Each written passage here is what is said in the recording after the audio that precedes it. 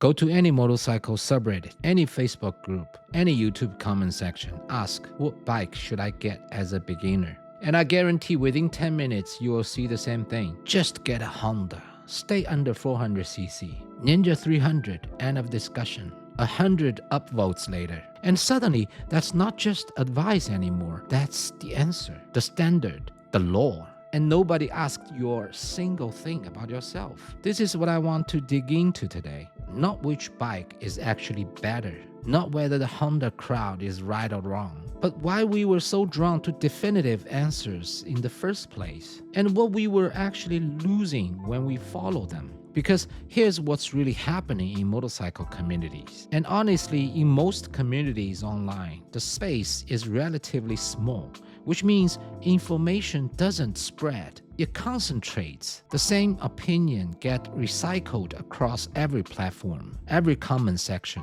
every group chat. And social media rewards confident, absolute statements. So over time, repetitions start to feel like a proof. Something gets said enough times, and it stops being one person's experience and it starts feeling like established fact. On top of that, most riders, even experienced ones, have only ever owned a handful of bikes. Real cross-model, cross-condition comparison is rare. So when someone with 5 years of riding tells you confidently what you should buy, what they have actually given you is a sample size of maybe 3 machines, filtered entirely through their own body, their roads, their use case. That's not a universal answer. That's their answer. And then there's the other side of it, the newer rider who's drowning in information and doesn't yet have the tools to filter it. So they do what makes sense, find the conclusion that the most people seem to agree on. It feels efficient. It feels like doing your homework. But here's what actually happens. Someone bought a bike and didn't complain about it, so it must be good, right? Here's the problem with that logic. The absence of complaints doesn't mean the product is objectively better. It usually just means the data is incomplete.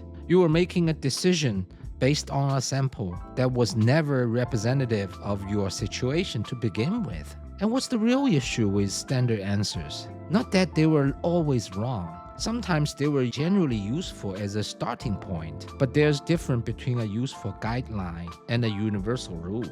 The problem starts the moment we confuse the two. Because the motorcycle are not a math problem with one correct solution. What works depends on your body size, your experience, your riding environment, your actual purpose.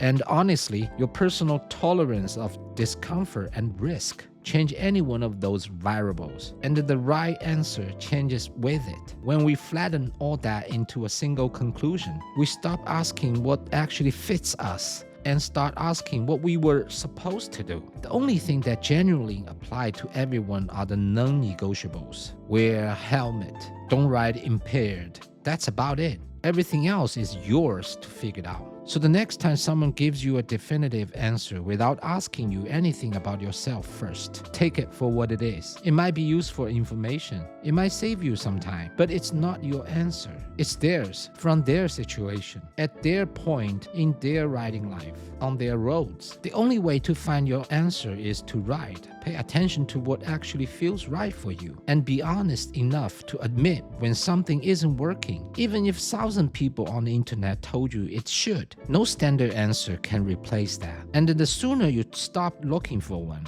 the faster you'll figure out what actually works for you.